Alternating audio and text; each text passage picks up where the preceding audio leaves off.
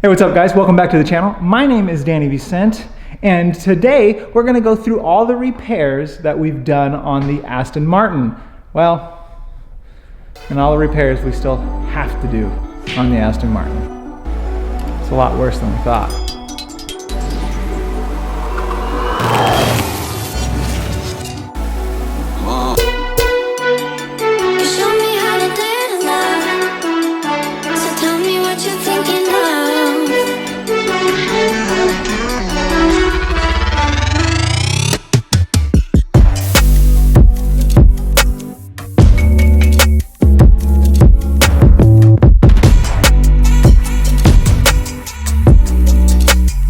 Okay guys, so the carbon fiber wrap delete is coming along great. I do wish I had fixed the struts in the doors first because, well, you'll see in a second. I have to hold the door open with my knee while I'm taking the pieces off. As you guys can see here, it is gone from the armrests as well as the door sills. Now I do have the center console still, and honestly guys, that's the, see that door? Man, can't wait to get that fixed.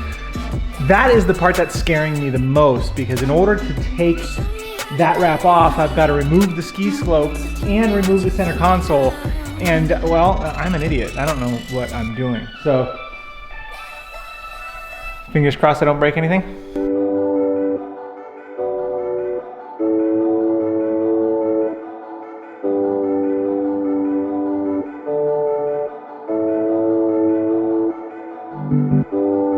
You showed me how to dare to love. So tell me what you're thinking of.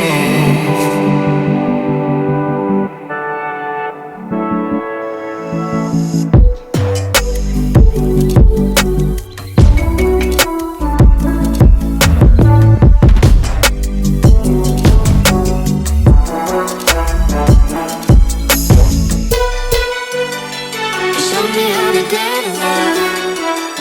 So tell me what you're thinking of.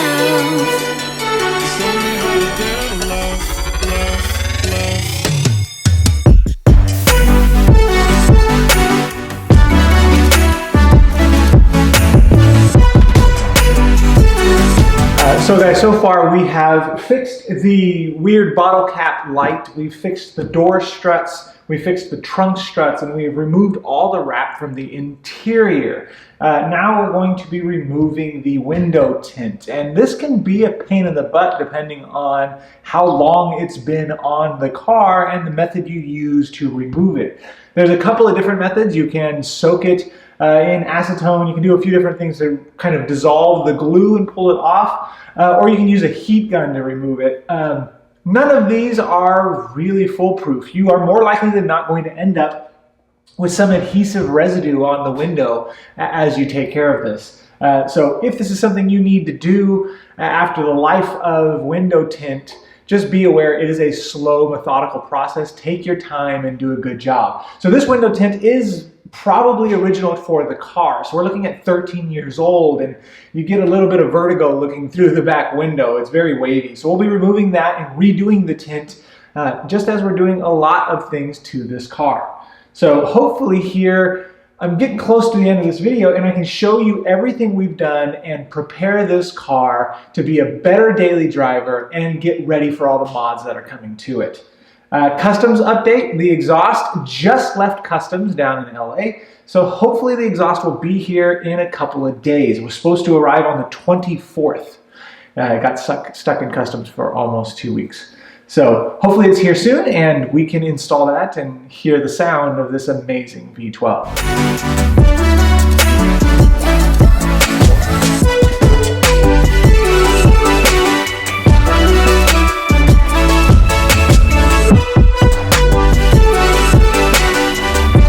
I have completely removed the tint from the side windows here and the glue. What I want to show you is the back window, which has an excessive amount of glue residue remaining, and I'll be cleaning that off now. You can see just how hazy it is. That softbox should be crystal clear, but you can't see it. It's all fuzzy on the edges because of the amount of glue remaining on that window. Those aren't smudges, those are actually glue. So we'll be removing those right now.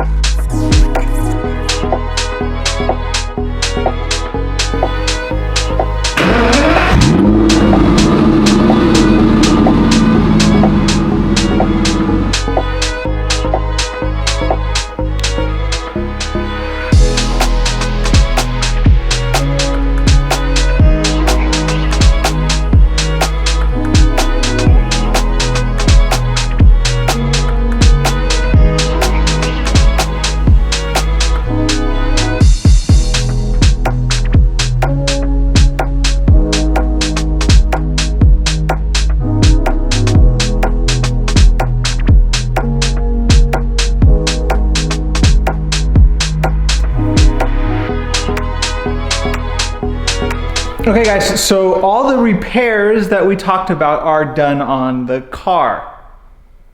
Sort of.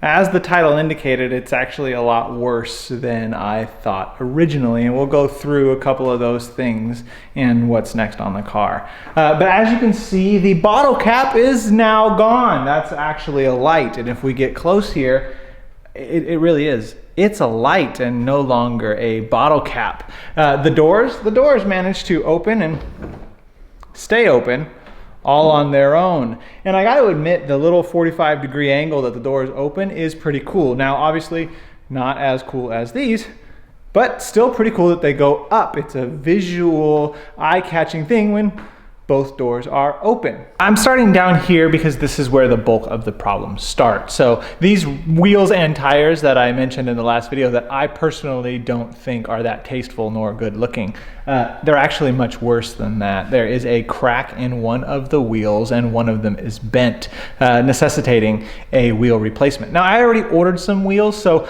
not a big deal, but it's making the drive a little bit more uncomfortable. A lot of shake, rattle, and roll as you're driving down the freeway than anticipated. It's also a little bit more dangerous, more likelihood of a blowout on the car. So we'll be taking care of that right away. If I hadn't planned on replacing these, well, that would have been a $3,000 or $4,000 replacement cost that I wasn't really planning on. Also down here is a front end scrape guard, and that is cracked in 4 different spots. So that will need to be replaced. When I looked at it, however, there's a little bit of paint scratch down there as well, and that may need, well, it may need to be repainted. While we're talking about repainted, let's head back to the trunk. So now if we look here at the trunk itself, the shocks on these I replaced as a precaution as well, even though they weren't quite bad, and there's the infamous Aston Martin umbrella. But if you guys remember correctly, on the sill here, as well as down here, there was a wrap. Now, at first glance, you'd think it's a scratch guard for pulling luggage out of the trunk. However, upon inspection and removal, there's a big, giant paint scuff and scratch there, as well as one in the same spot on the trunk lid.